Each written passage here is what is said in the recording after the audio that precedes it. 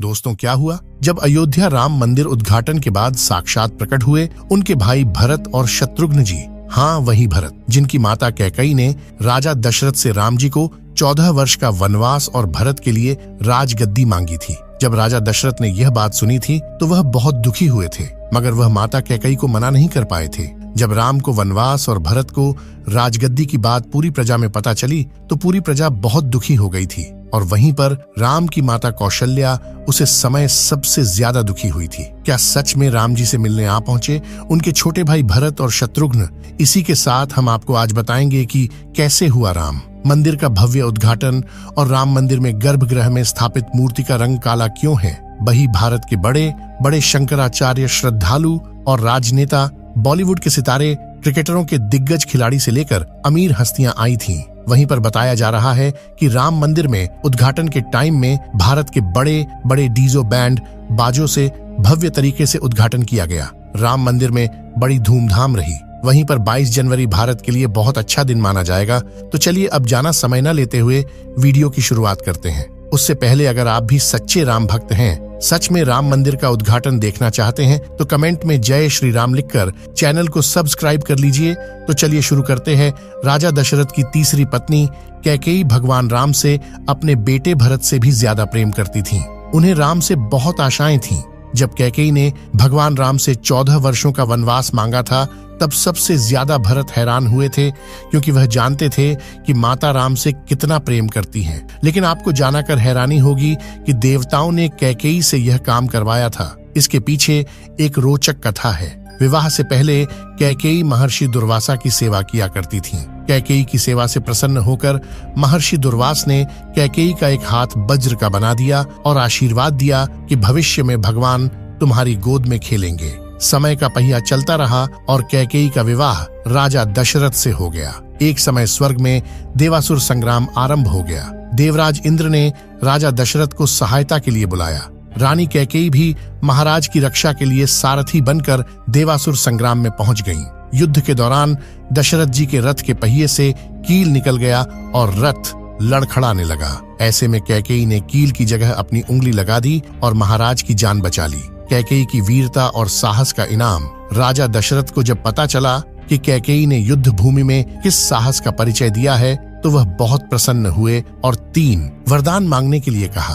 कैकेयी ने उस समय प्रेमवश यह कह दिया कि इसकी जरूरत नहीं है, अगर कभी जरूरत होगी तो मांग लूंगी। कैकेयी ने राजा दशरथ को इसी वरदान के जाल में फांस लिया और राम के लिए 14 वर्ष का वनवास मांग लिया। लेकिन 14 वर्ष के लिए वनवास क्यों मांगा, इसके पीछे कई राज हैं। कैकेयी ने 14 वर्ष का वनवास मांगकर यह समझाया कि अगर व्यक्ति युवावस्था में 14 यानी 5 ज्ञानेंद्रियां, कान, नाक, आंख, जीभ, त्वचा, 5 कर्मेंद्रियां, वाक, पाणी, पाद, पायु, उपस्थ तथा मन, बुद्धि, चित्त और अहंकार को वनवास में रखेगा, तभी अपने अंदर के घमंड और रावण को मार पाएगा। दूसरी बात यह था कि रावण की आयु में केवल 14 ही वर्ष शेष थे। प्रश्न उठता है कि यह बात कैकेयी कैसे जानती थी? ये घटना घट तो रही थी अयोध्या में, लेकिन योजना देवलोक की थी। कोप भवन में कोप का नाटक हुआ था। कैकेयी को राम पर भरोसा था, लेकिन दशरथ को नहीं था। इसलिए उन्होंने पुत्र मोह में अपने प्राण गंवा दिए और कैकेयी हर जगह बदनाम हो गईं। राम के लिए कैकेयी के अंदर यह थी, मनसा माता कैकेयी यथार्थ जानती हैं। जो नारी युद्ध भूमि में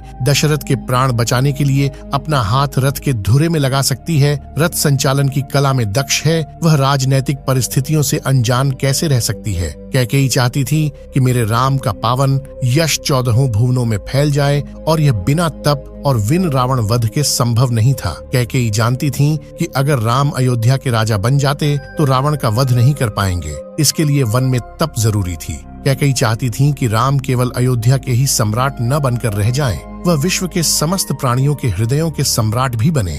उसके लिए राम को अपनी साधित शोधित इंद्रियों तथा अंतःकरण को तप के द्वारा तदर्थ सिद्ध करना होगा। भगवान राम ने किया। रावण का वध किस लिए किया था?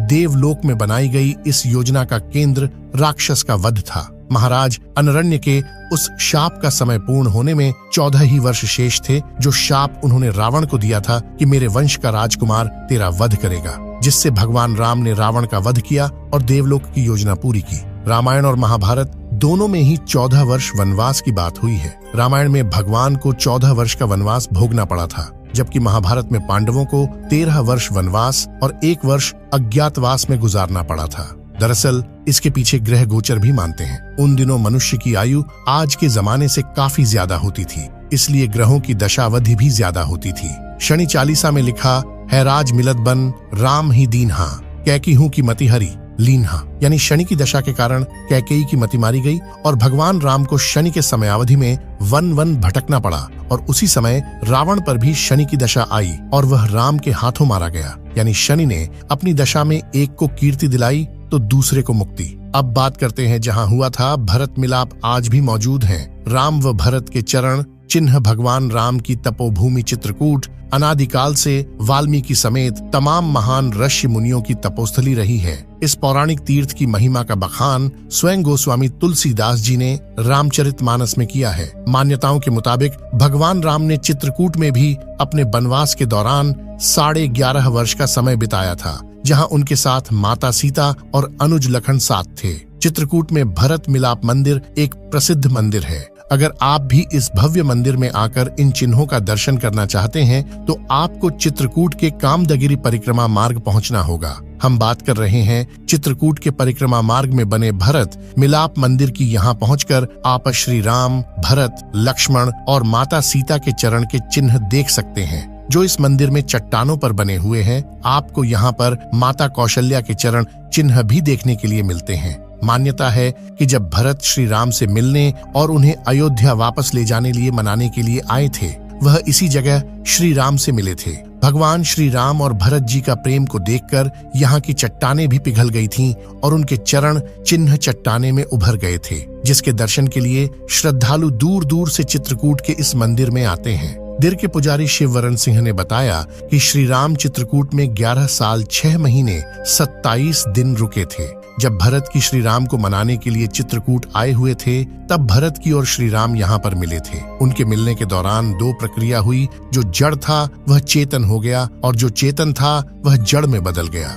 मिलन के दौरान जब भरत जी यहाँ गिर जाते हैं, तब प्रभु श्री राम अपने आप को भूलकर उनको उठने लगते हैं। तभी उनको उठाने के दौरान उनके पांव, धनुष, घुटने के चिन्ह इन चट्टानों में बन जाते हैं। आज भी इन चट्टानों में उनके मिलन के चिन्ह मौजूद है, जिसके दर्शन करने के लिए श्रद्धालु दूर दूर से आते हैं। 14 वर्ष के वनवास में से 12 साल रुके थे चित्रकूट में। इसके बाद 2 साल में सीता हरण और रावण का वध हुआ। त्रेता युग में राजा दशरथ के यहाँ भगवान विष्णु के 7वें अवतार श्री राम का जन्म हुआ था। श्री राम और सीता के विवाह के कुछ दिन बाद दशरथ उन्हें राजा बनाने की घोषणा कर चुके थे। राज्याभिषेक से ठीक पहले कैकेयी ने दशरथ से अपने 2 वर मांग लिए, श्री राम को वनवास और भरत को राज्य। इसके बाद श्री राम, सीता और लक्ष्मण के साथ वनवास के चल दिए थे।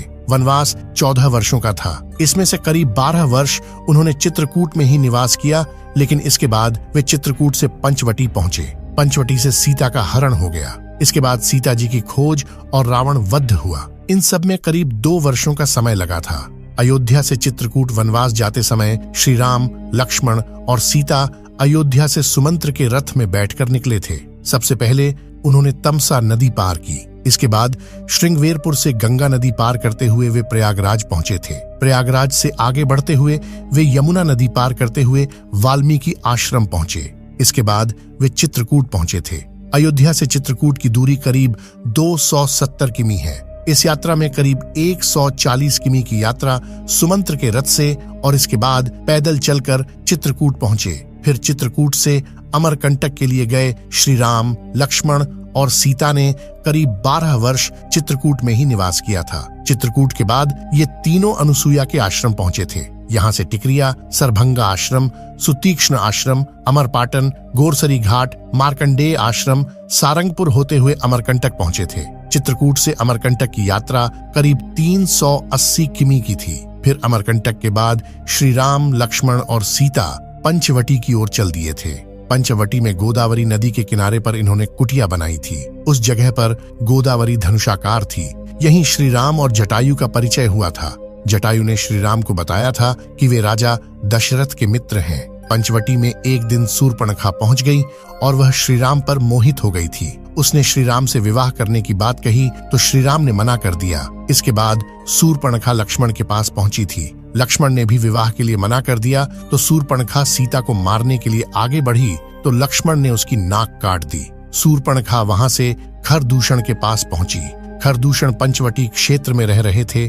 खरदूषण श्री राम लक्ष्मण को मारने पहुंच गए। श्री राम लक्ष्मण ने उनका वध कर दिया। इसके बाद शूर्पणखा रावण के पहुंची और रावण ने योजना बनाकर मारीच की मदद से सीता का हरण कर लिया। फिर सीता हरण के बाद जटायु ने उन्हें रावण के बारे में बताया तो श्री राम पंचवटी से दक्षिण दिशा की ओर आगे बढ़ने लगे। पंचवटी से करीब 1255 किमी की यात्रा करने के बाद श्री राम दक्षिण दिशा में किष्किंधा राज्य पहुंचे थे। उस समय किष्किंधा रामेश्वरम से करीब 25 किमी दूर ऋष्यमूक पर्वत पर स्थित थी। हनुमान जी ने श्री राम ने पहली मुलाकात में पूछा था कि आप पंपा नदी किनारे क्यों घूम रहे हैं। वर्तमान में पंपा नदी सबरी आश्रम में अय्यप्पा स्वामी मंदिर से करीब 4 से 5 किमी दूर है।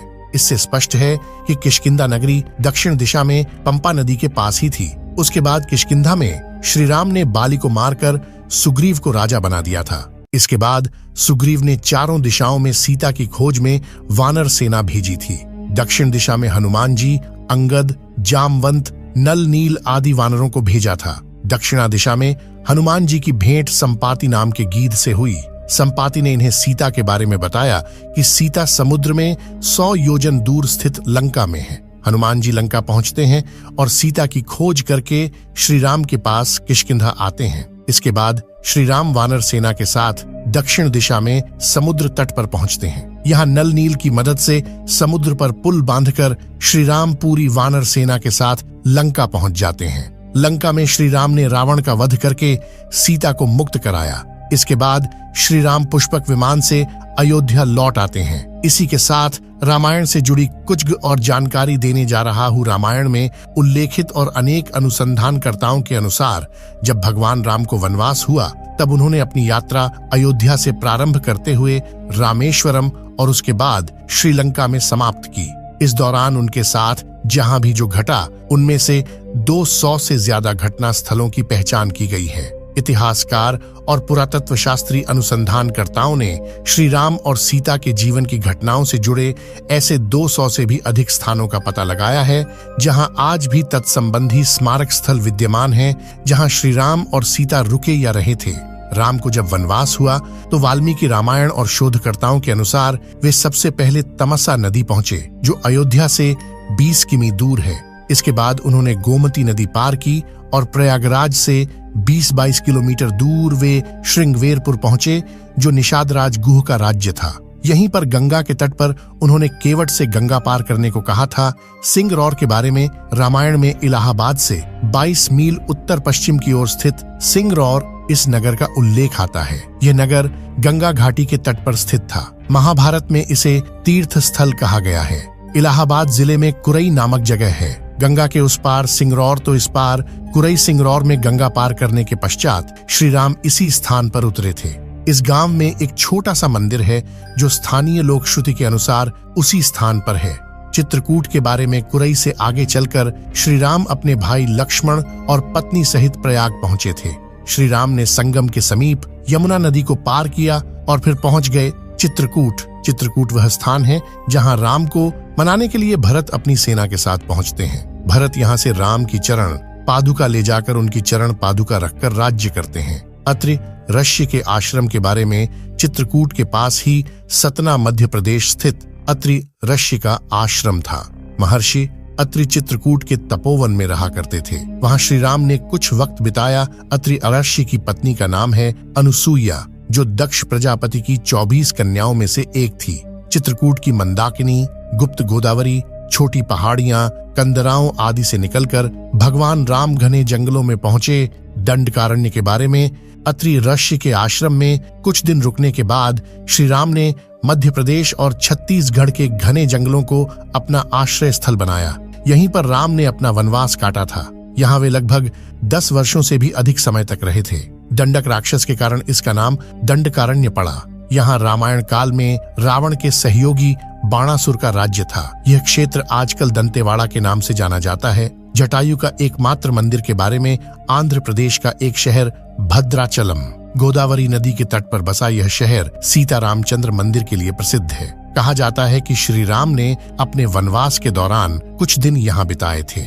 स्थानीय मान्यता के मुताबिक दंडकारण्य के आकाश में ही रावण और जटायु का युद्ध में जटायु के कुछ अंग दंडकारण्य में आ गिरे थे। ऐसा माना जाता है कि दुनिया भर में सिर्फ यहीं पर जटायु का एकमात्र मंदिर है। पंचवटी के बारे में दंडकारण्य में मुनियों के आश्रमों में रहने के बाद श्री राम कई नदियों, तालाबों, पर्वतों और वनों को पार करने के पश्चात नासिक में अगस्त्य मुनि के आश्रम गए। मुनि का आश्रम नासिक के पंचवटी क्षेत्र में था। श्री राम जी ने वनवास का कुछ समय यहाँ बिताया। अगस्त्य मुनि ने श्री राम को अग्निशाला में बनाए गए शस्त्र भेंट किए। श्री राम नासिक में पंचवटी में रहे। नासिक में गोदावरी के तट पर 5 वृक्षों का स्थान पंचवटी कहा जाता है। यहीं पर सीता माता की गुफा के पास 5 प्राचीन वृक्ष हैं, जिन्हें पंचवट के नाम से जाना जाता है। यहीं काटी थी लक्ष्मण ने शूर्पणखा की नाक। ऐसा कहा जाता है कि यहीं पर लक्ष्मण ने शूर्पणखा की नाक काटी थी। राम लक्ष्मण ने खर व दूषण के साथ युद्ध किया था। इसी जगह पर मारीच वध स्थल का स्मारक भी अस्तित्व में है। नासिक क्षेत्र स्मारकों से भरा पड़ा है, जैसे कि सीता सरोवर, रामकुंड, त्र्यंबकेश्वर आदि। मरीच का वध पंचवटी के निकट ही मृगव्याधेश्वर में हुआ था। गिद्धराज जटायु से श्री राम की मित्रता भी यहीं हुई थी। वाल्मीकि रामायण अरण्यकांड में पंचवटी का मनोहर वर्णन मिलता है। पर्णशाला के बारे में, पर्णशाला आंध्र प्रदेश में खम्माम जिले के भद्राचलम में स्थित है। पर्णशाला गोदावरी नदी के तट पर स्थित है। ऐसी मान्यता है कि यही वह स्थान है जहां से सीता जी का हरण हुआ था। हालांकि कुछ लोगों का मानना है कि इस स्थान पर रावण ने अपना विमान उतारा था। वास्तविक हरण का स्थल यही माना जाता है। सीता की खोज के बारे में सर्वतीर्थ जहां जटायु का वध हुआ था, वह स्थान सीता की खोज का प्रथम स्थान था। उसके बाद श्री राम लक्ष्मण तुंगभद्रा तथा कावेरी नदियों के क्षेत्र में पहुंचे और अनेक स्थलों पर वे सीता की खोज में गए। शबरी का आश्रम के बारे में तुंगभद्रा और कावेरी नदी को पार करते हुए राम और लक्ष्मण चले, सीता की खोज में चले।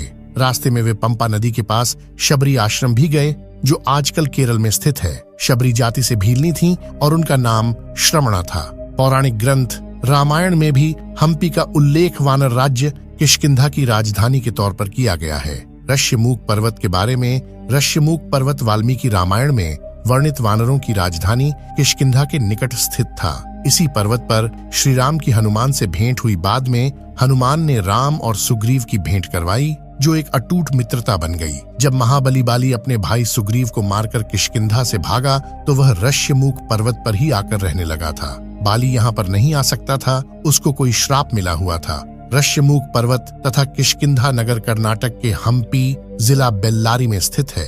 हनुमान और सुग्रीव से मिलने के बाद श्री राम ने अपनी सेना का गठन किया और लंका की ओर चल पड़े। मलय पर्वत, चंदन वन, अनेक नदियों, झरनों तथा वन वाटिकाओं को पार करके राम और उनकी सेना ने समुद्र की तरफ प्रस्थान किया। श्री राम ने पहले अपनी सेना को कोडिकरई में इकट्ठा किया। कोडिकरई समुद्र तट वेलांकनी के दक्षिण में स्थित है, जो पूर्व में बंगाल की खाड़ी और दक्षिण में पाल्क स्ट्रेट से घिरा हुआ है। रामेश्वरम प्रसिद्ध हिंदू तीर्थ केंद्र है। महाकाव्य रामायण के अनुसार भगवान श्री राम ने लंका पर चढ़ाई करने के पहले यहाँ भगवान शिव की पूजा की थी। रामेश्वरम का शिवलिंग श्री राम द्वारा स्थापित शिवलिंग है। धनुषकोडी के बारे में वाल्मीकि रामायण के अनुसार 3 दिन की खोजबीन के बाद श्री राम ने रामेश्वरम के आगे समुद्र में वह स्थान ढूंढ निकाला। नल और नील की मदद से उक्त स्थान से लंका तक का पुनर्निर्माण करने का फैसला लिया। छेदुकराई तथा रामेश्वरम के इर्द गिर्द इस घटना से संबंधित अनेक स्मृति चिन्ह अभी भी मौजूद हैं। धनुषकोडी भारत के तमिलनाडु राज्य के पूर्वी तट पर रामेश्वरम द्वीप के दक्षिणी किनारे पर स्थित एक गांव है। धनुषकोडी श्रीलंका में तलैमन्नार से करीब 18 मील पश्चिम में है। धनुषकोडी ही भारत और श्रीलंका के बीच एकमात्र स्थलीय सीमा है, जहां समुद्र नदी की गहराई जितना है, जिसमें कहीं कहीं भूमि नजर आती है। नुवारा एलिया पर्वत श्रृंखला के बारे में वाल्मीकि रामायण अनुसार श्रीलंका के मध्य में रावण का महल था। नुवारा एलिया पहाड़ियों से लगभग 90 किलोमीटर दूर बांद्रवेला की तरफ मध्य लंका की ऊंची पहाड़ी यों के बीचों बीच सुरंगों तथा गुफाओं के भंवर जाल मिलते हैं। यहाँ ऐसे कई पुरातात्विक अवशेष मिलते हैं जिनकी कार्बन डेटिंग से इनका काल निकाला गया। दोस्तों, रामायण से जुड़ी जानकारी आप सभी लोगों को कैसी लगी? जी हाँ, अगर पसंद आई है तो वीडियो को लाइक और चैनल को सब्सक्राइब कर लीजिए। हम मिलते हैं एक और नई वीडियो के साथ। तब तक के लिए जय श्री राम।